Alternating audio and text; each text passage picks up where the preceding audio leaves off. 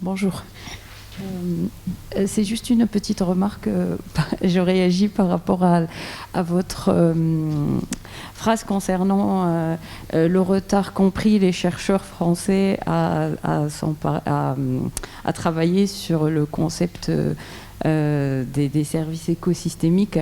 Je pense qu'il y a beaucoup de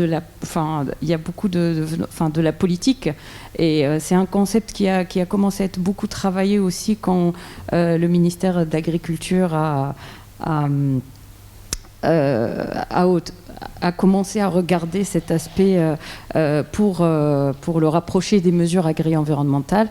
Maintenant aussi, en France, il y a beaucoup d'outils qui sont concurrentiels à ce concept-là, notamment par rapport... Parce que je fais le passage des services écosystémiques au paiement pour services environnementaux.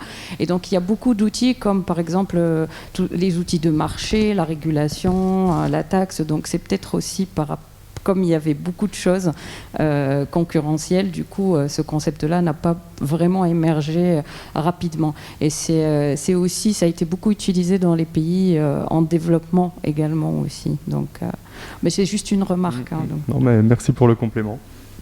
Oui, Hervé Cubizol. Oui, pour compléter, Grégory, les chercheurs ont manque d'études. Tu as pris l'exemple des tourbières, c'est pour ça que je prends la parole. Mais par exemple, là, avec Frédéric Parent, je ne sais pas s'il est dans la salle, et Didier Graillot, nos collègues de l'école des mines, on a ce programme sur les tourbières, effectivement, notamment l'UITEL et Fran. Mais on avait 2 super étudiants de master. Bon, il y en a un qui, finalement, sous la pression de sa famille, n'a pas fait de doctorat, parce que le doctorat en France est de plus en plus dévalorisant. On a de moins en moins d'étudiants en doctorat, hein, d'accord, parce que tout simplement, il n'y a plus de pause dans les universités au CNRS. Et que pour les étudiants, souvent, c'est un peu l'objectif hein, quand on fait un doctorat. Et puis le second, lui, était motivé. On a eu une demi-bourse de thèse. Didier Graillot avait trouvé une demi-bourse de thèse.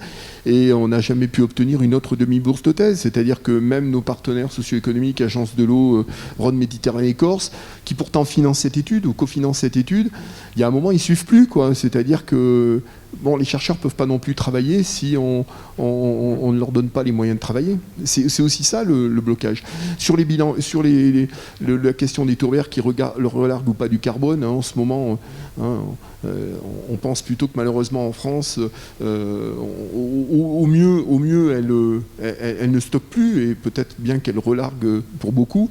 Mais bon, moi par exemple ici, Daniel a réussi à lancer une thèse sur Fran, mais sur le Massif central, trouver un financement, parce qu'une thèse c'est quasiment 200 000 euros, hein, c'est 3 ans de salaire, 120 000 euros en gros, plus il y a toujours environ 50 000 euros de frais de matériel, etc., de labo.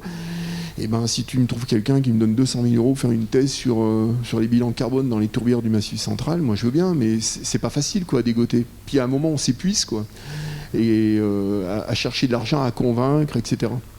Donc c'est aussi ça l'obstacle. Ouais. Et en plus sur les tourbières on est tellement peu nombreux.